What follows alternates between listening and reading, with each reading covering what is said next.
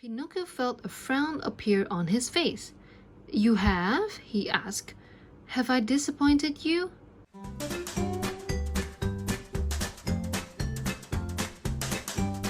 Hello, Fantastic Peeps! My name is Rachel, and I hope that you've had a great day so far. I want to say thank you so much for joining me today as we count down to Christmas together. On the table, we have nothing today, but can any one of you find the hidden character of our today's story? I won't show you where, but I'm sure you already know. Without further ado, let's go into day 8 of our Disney Storybook Collection Advent Calendar series. Alright, we have this open up and we're going to find day 8 today. But first, we're going to take a look at our really cute Pinocchio. Look at how his head can come up and also his body. He really does look like a puppet, huh? Alright, let's see day 8 featuring Pinocchio. Titled The Perfect Gift. Let's take a look at the description. It's Pinocchio's first Christmas as a real boy, and he isn't sure what to give Geppetto. With help from the Blue Fairy and Jiminy Cricket, will Pinocchio find the perfect gift for his father? I wonder what gift will Pinocchio give Geppetto. Let's find out together. Christmas was just a few days away. Geppetto, the old wood carver, was busy in his workshop, making toy soldiers and pretty dolls for the boys and girls in the village. There seemed to be more toys than usual to carve and paint this year. I hope I get all the toy soldiers made in time, he thought, working as quickly as he could. Geppetto's son, Pinocchio, wanted to help his father. He knew that Geppetto worked harder during the Christmas season than at any other time of the year. While Geppetto worked day and night with his carving knife and paint brushes, Pinocchio had other ideas. He couldn't make toys, but he could make their home ready for Christmas. He asked his friend Jiminy Cricket to help him decorate the house. They put up a tree and strung popcorn on its branches. They even hung prickly garlands of holly, all to surprise his dad. This would be Pinocchio's first Christmas as a real boy, so he wanted it to be special. "Jiminy," Pinocchio said, "I want to find the perfect gift for Geppetto. He should have something special. Will you help me?" Jiminy said. "Well, if you ask me..." "Maybe he would like a new knife to carve with," Pinocchio suggested, though he worried he might not have enough money for that. "What about some warm gloves? He could use them when he goes out on cold nights to deliver his toys. You know, Pinocchio, I wonder if a better gift would be..." Jiminy began. "Socks!" Pinocchio cried. "Or a new hat. Come on, Jiminy, let's go to the shops and see what we can find." Pinocchio hurried out the door. Jiminy had to run to keep up. In the shops, Pinocchio looked at socks, hats, gloves, scarves, and even a warm woolen coat. Everything was too small, too expensive, or too ordinary. Pinocchio wanted to find something special. By Christmas Eve, Pinocchio still hadn't found the perfect gift for Geppetto. He couldn't help feeling sad. "What am I going to do?" Pinocchio asked Jiminy. "Well, I do have this idea," the cricket said. "Really?" Pinocchio asked. "Please tell me." Jiminy sat him at the table and handed him a quill pen.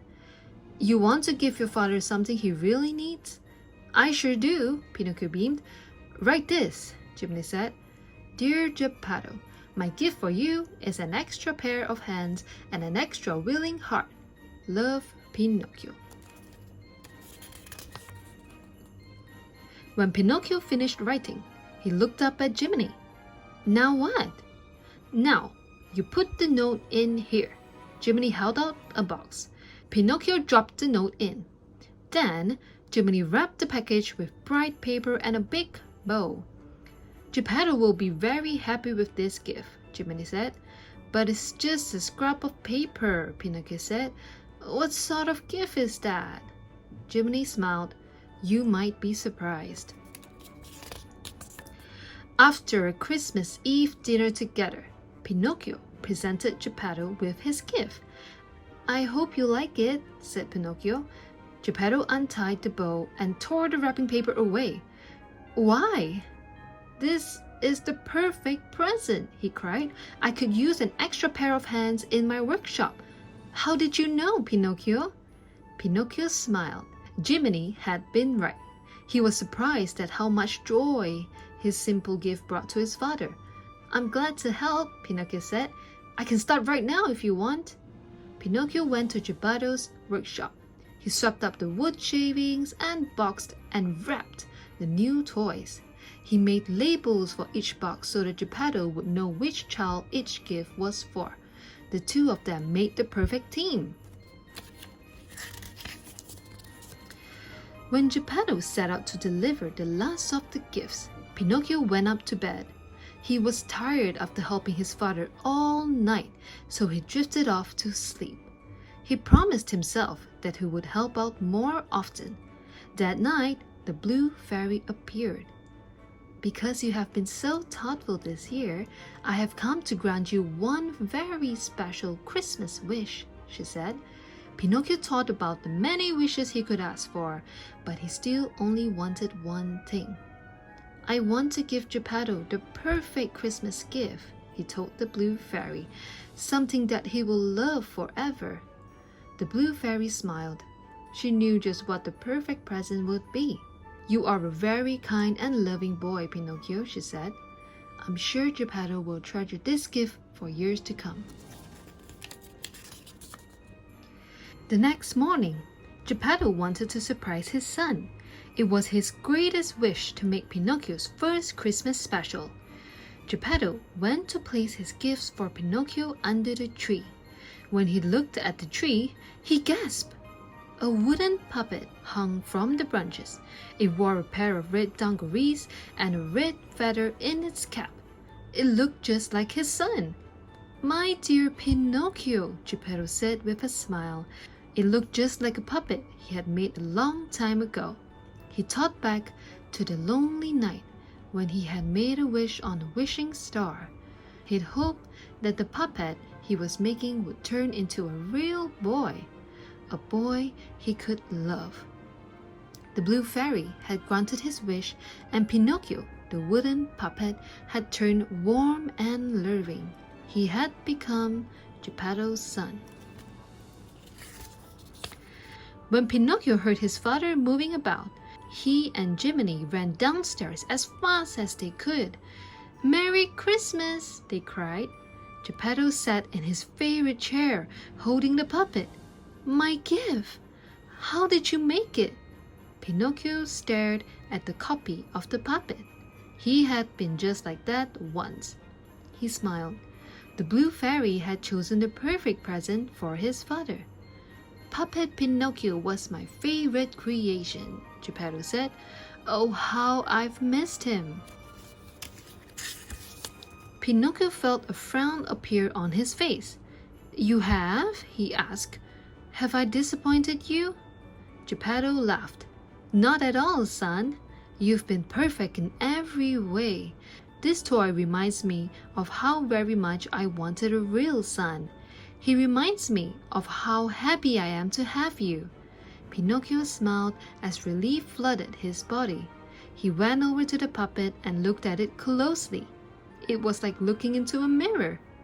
The puppet had the same dark hair, the blue eyes that he did. Geppetto started dancing with the puppet and singing. Geppetto looked at his son and said, No one has ever thought to give me a toy of my own to play with before. You understand how much I love toys, Pinocchio. Thank you. Pinocchio went over and danced beside the puppet that looked so much like him. Geppetto held out the strings for Pinocchio so that he could try to make the puppet dance for himself. It was difficult because the puppet was the same size as Pinocchio, but he didn't care.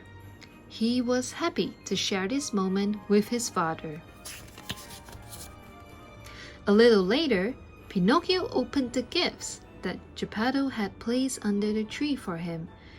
But the best present that he received had come from the Blue Fairy.